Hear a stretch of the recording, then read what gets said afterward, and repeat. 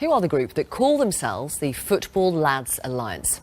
This week at the Unite Union Conference, its General Secretary Len McCluskey hit out at the new group, who've been taking to the streets ostensibly to protest against extremism and in favour of free speech. He called them a far-right group, and he said they needed to be tackled head-on. So who are they? Are they, as many suspect, simply a front for anti-Islamic bigotry? Are they the new EDL, English Defence League? A few weeks ago, our reporter Sean Clare went to meet members of the group. His exclusive report contains opinions that some of you may find offensive.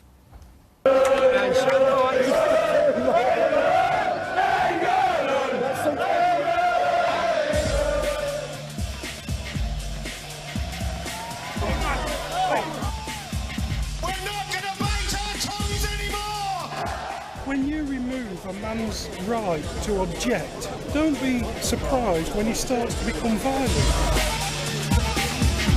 No one cares anymore with being labelled as a racist. The English people are going to stand up to it. We're not going to bow down to it.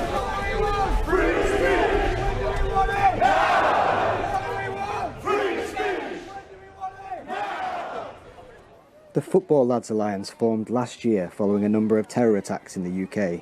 It's a street movement led until recently by a convicted football hooligan. Over the last year, they've held a number of big marches across the country. They insist they're standing up to all forms of extremism and say they're giving ordinary people with worries about terror a voice.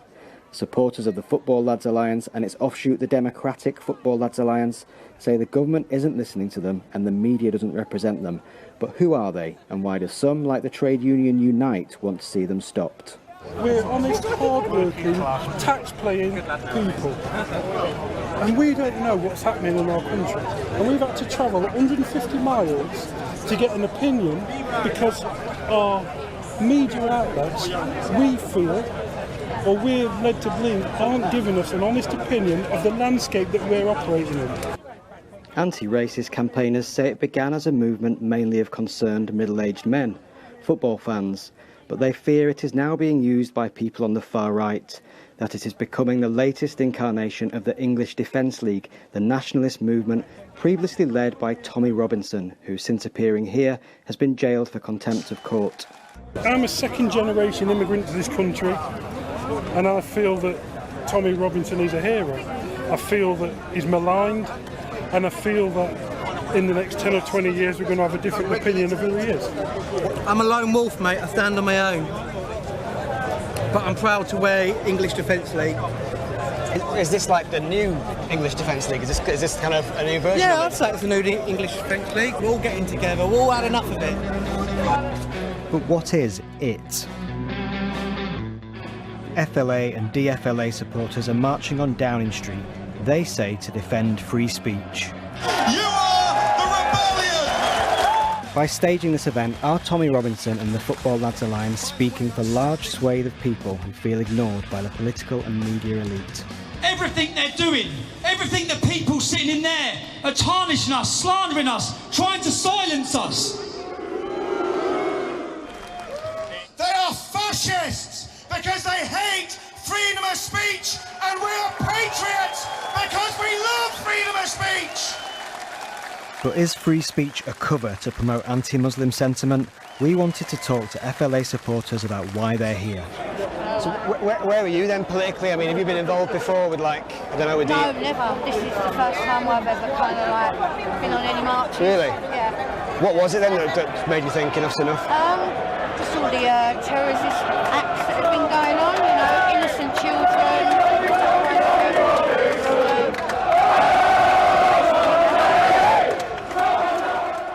Every few minutes here, Tommy Robinson's name is being sung by the crowd, but FLA supporters insist he is not a racist. And most of what he said is right. Lots of what he says is very anti-Islam, though, isn't it? He's not. You don't hear him speaking out against white British terrorists very often.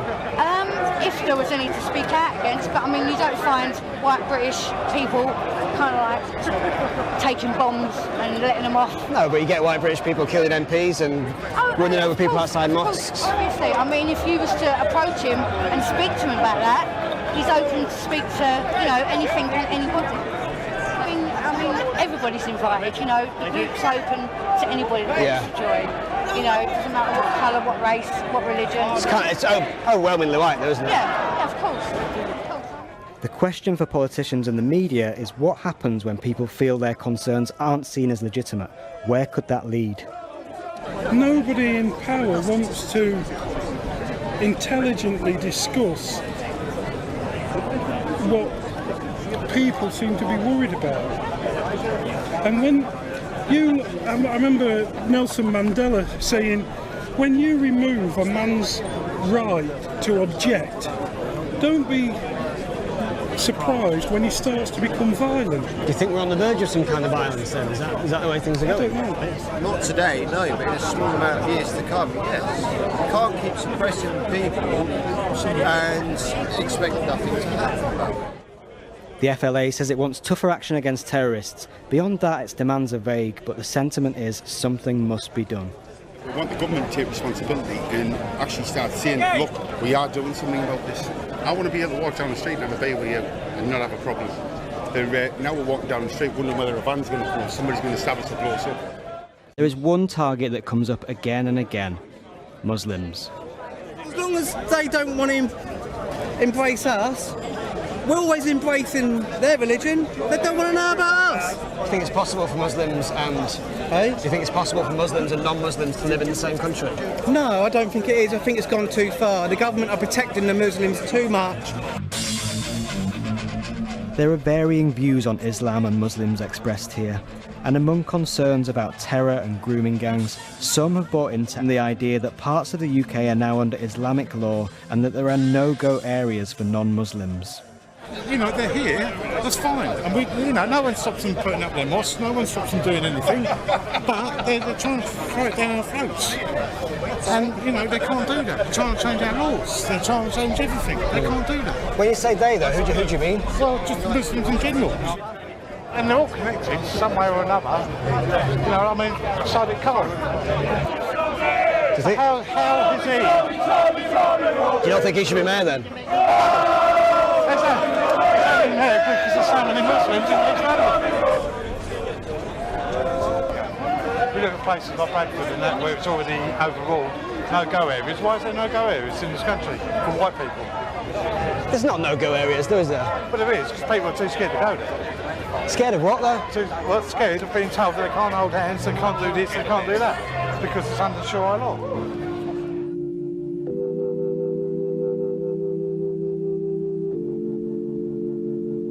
The other targets of people's anger and frustration here are Liberals, mainstream politicians and the media.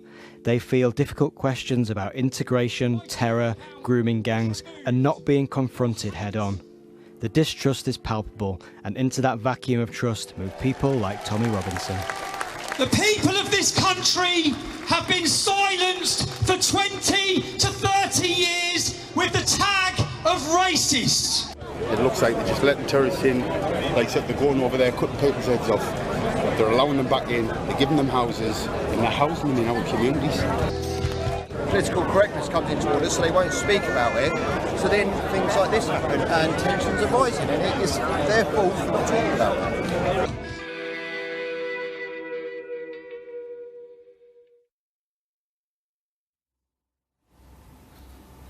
Sean Clare with that exclusive report. Let's talk now to writer and broadcaster Mohammed Shafiq.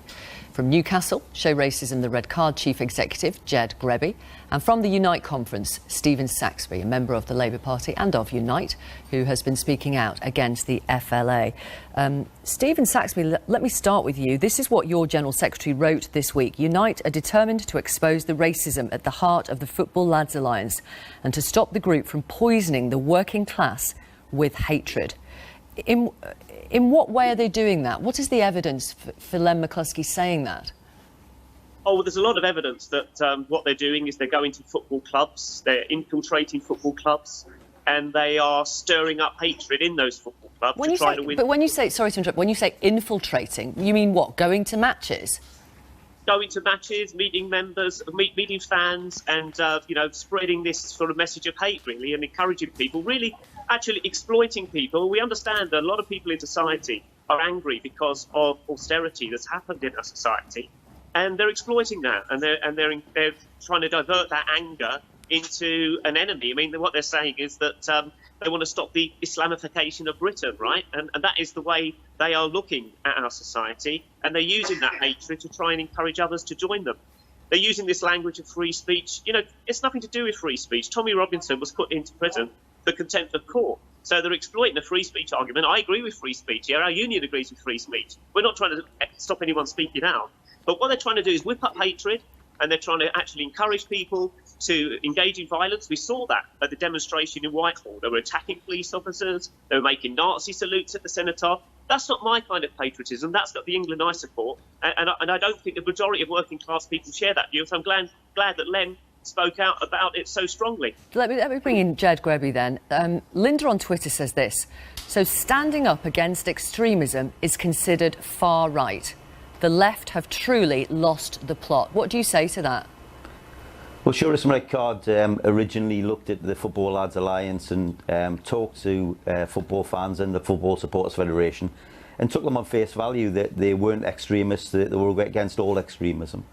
But the facts are, and your film showed that over the last year, on social media, on the demonstrations, there's been outright racism, there's been attacks, and I think they've exposed themselves over the course of this last year as not being an anti-extremist organisation, but actually being a far-right group, with genuine people within it, no doubt, but those genuine people are being misled by the Football Lads Alliance, and we would urge them, like Unite are, to have nothing to do with these people.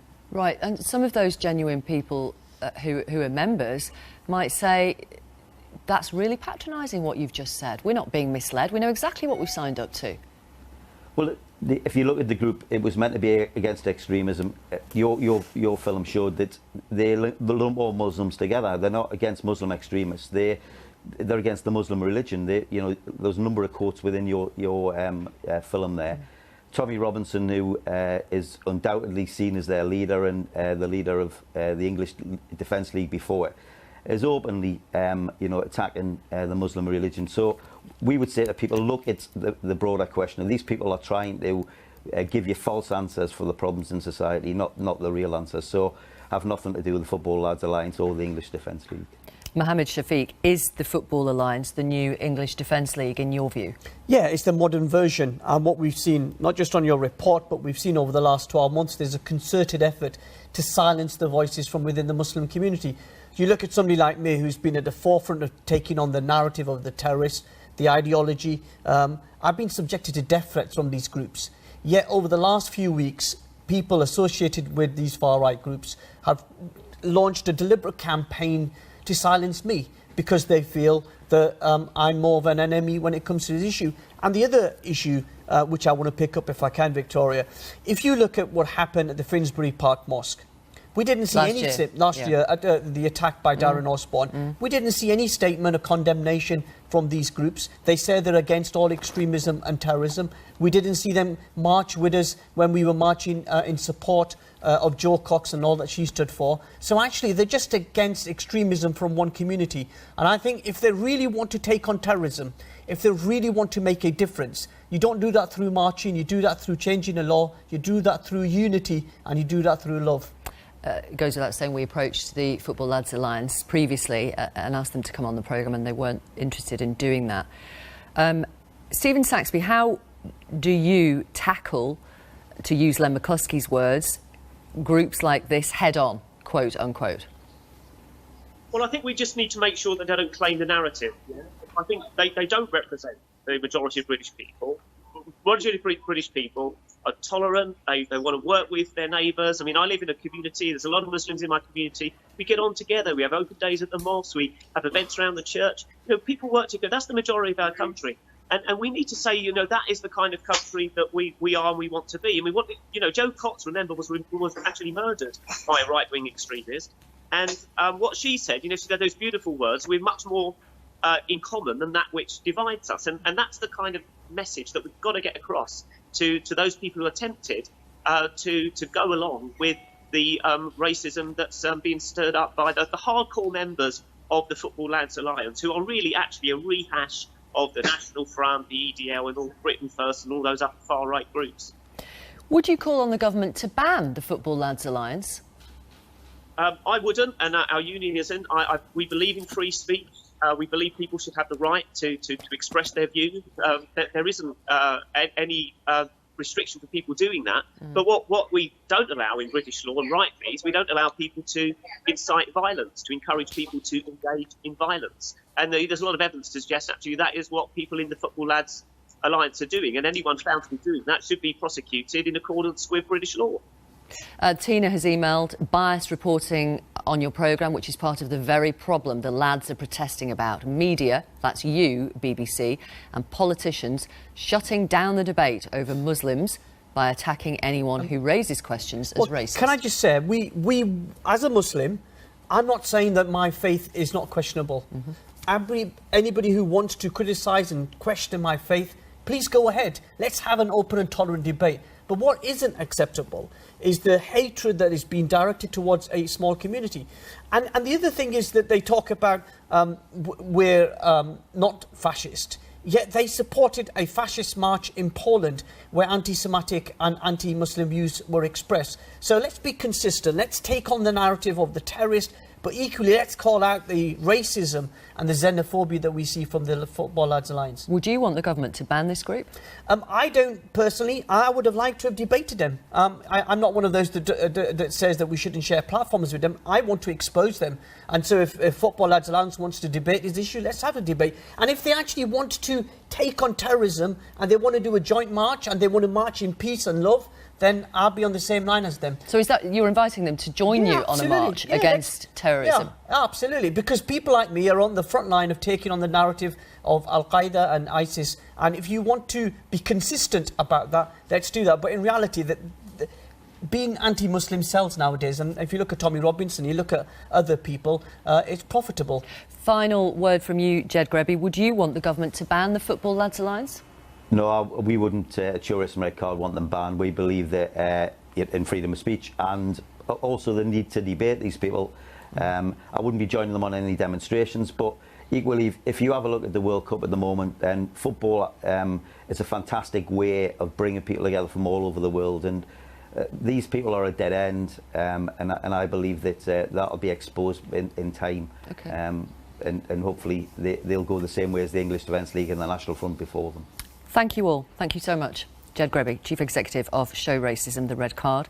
We also heard from Stephen Saxby, member of the Labour Party and of the Unite Union, and Mohammed Shafiq, thank you, writer and broadcaster. It'll be interesting to see how the Football Lads Alliance respond to your invitation to join them on a march. Natasha on Twitter says, interesting piece on the Football Lads Alliance on your programme today.